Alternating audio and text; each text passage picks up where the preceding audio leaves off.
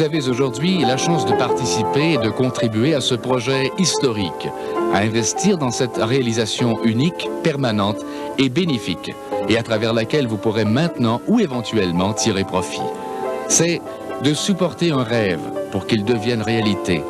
C'est d'aider, comme bon vous semble, cette belle aventure, les gens qui la construisent et qui la mènent jusqu'au bout des efforts et de l'énergie nécessaires à bâtir cet héritage dont l'Outaouais pourra s'enorgueillir. C'est avec une grande joie que j'ai accepté de présider cette levée de fonds. Permettez-moi de vous dire en quelques mots pourquoi je l'ai faite. La première raison, parce que je me sens très endetté envers mes parents et d'une façon plus générale à l'égard de votre génération. On ne dira jamais assez combien notre communauté, notre province, notre pays doit à votre génération pour tout ce qu'elle a fait. Lorsque l'on songe où nous étions il y a 40 et 50 ans et comment la région de l'Outaouais s'est développée, il ne fait aucun doute qu'elle le doit pour beaucoup à votre génération. Et donc, me sentant endetté envers vous, j'ai accepté avec plaisir la tâche de présider le comité de levée de fonds. La deuxième raison, c'est l'objectif que l'on poursuit ici. Et le seul objectif qui correspond à notre profonde qualité d'être humain, c'est-à-dire notre dignité. Et notre dignité passe par notre autonomie, le fait d'être autonome le plus longtemps possible, et nous atteignons cette autonomie en poussant au maximum nos potentialités, ce que nous appelons l'épanouissement de l'être humain. Je suis extrêmement fier de vous dire, mes chers amis, que déjà 3 organismes de la région ont contribué 100 000 $ en vue de l'atteinte de cet objectif. Nous collecterons la balance du 900 000 et nous pourrons donner à nos aînés de la région en faveur de qui nous sommes tellement endettés un lieu de rassemblement, de regroupement dont nous serons tous très fiers. Merci.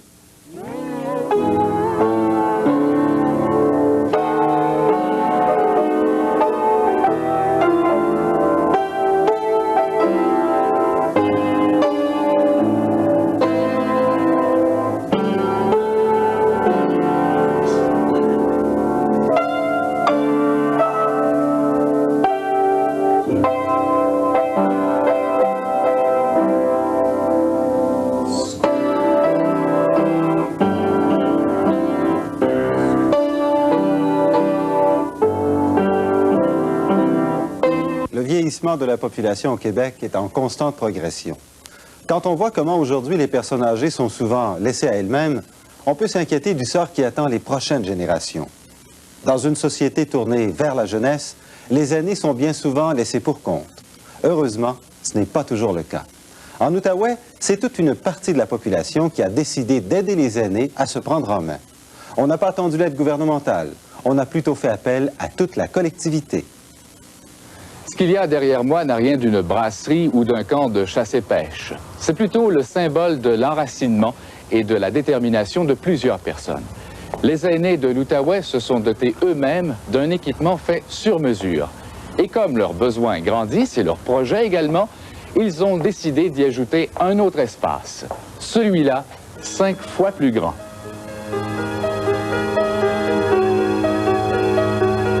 En regardant cet édifice, on ne peut s'empêcher de vouloir se recréer l'histoire du Québec et de l'Outaouais, pays de forêt construit à la mesure du courage et de l'ingéniosité des bâtisseurs.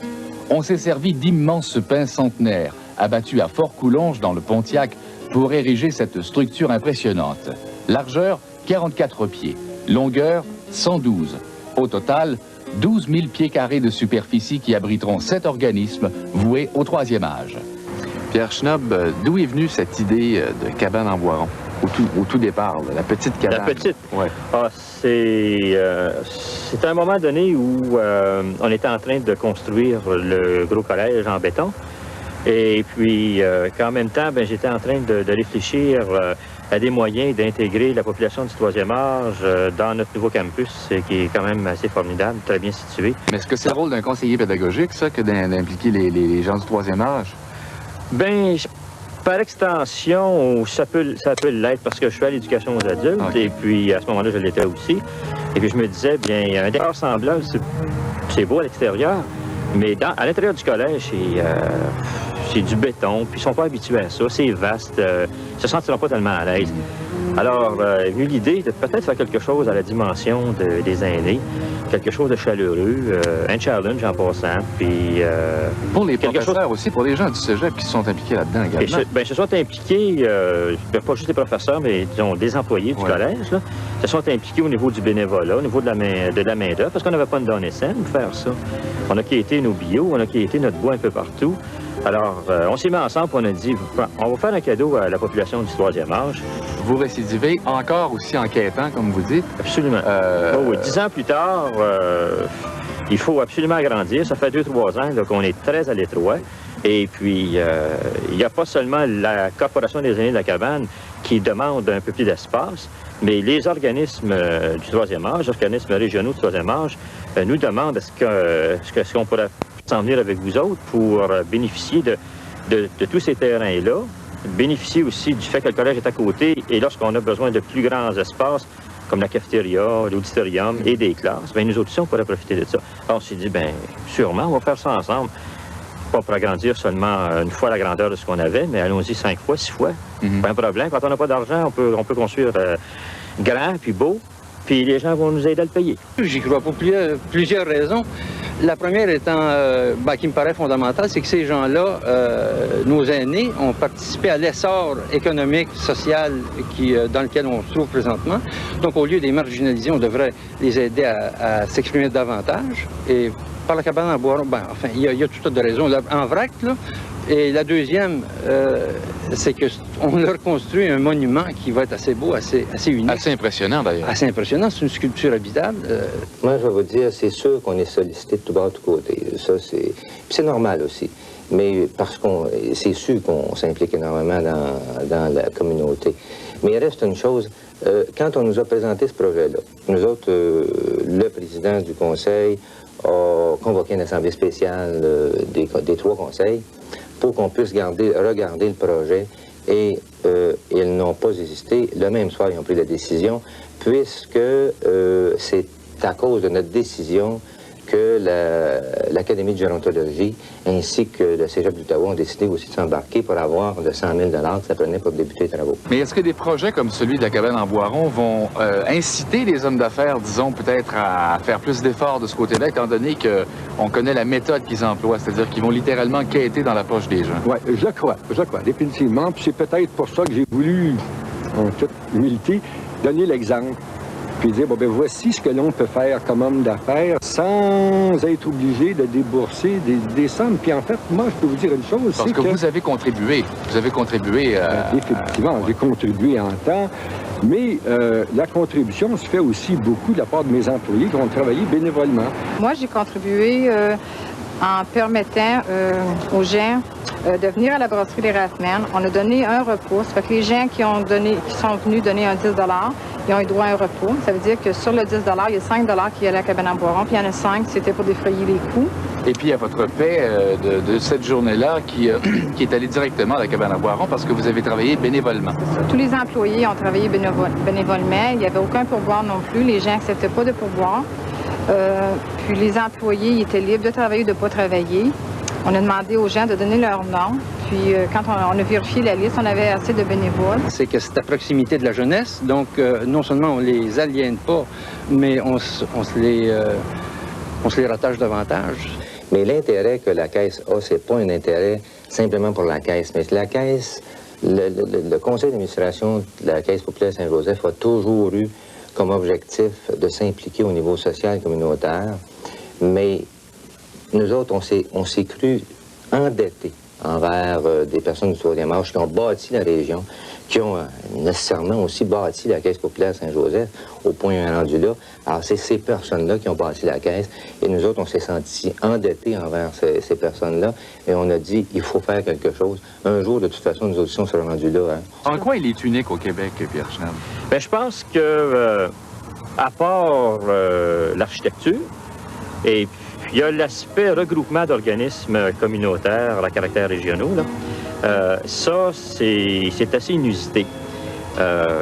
C'est sûr qu'il y a des chicanes de paroisse au niveau de toute population, en particulièrement les aînés. Ils ont encore cette mentalité de paroisse, et puis, mais ça s'en vient là où, maintenant à une pensée plus régionale.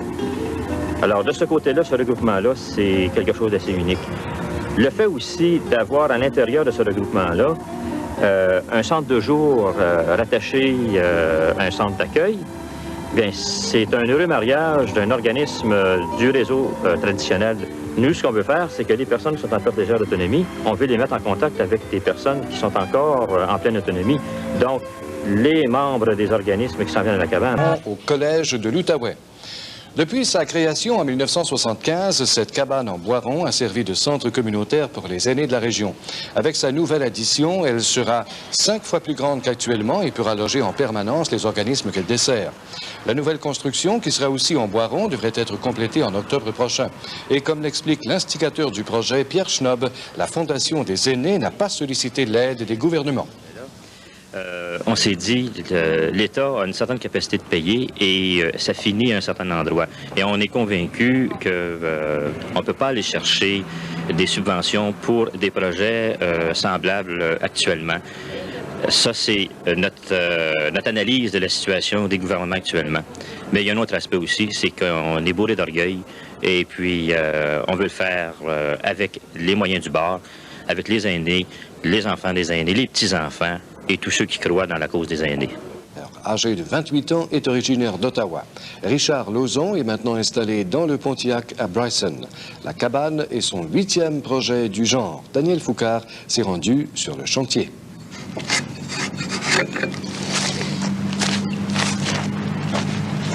C'est dans l'île d'Anticosti que Richard Lauzon a appris son métier. Parce qu'il sculptait déjà le bois, on l'a engagé pour construire les camps de chasse en Boiron. C'était il y a 4 ans. Depuis, Richard Lauzon s'y consacre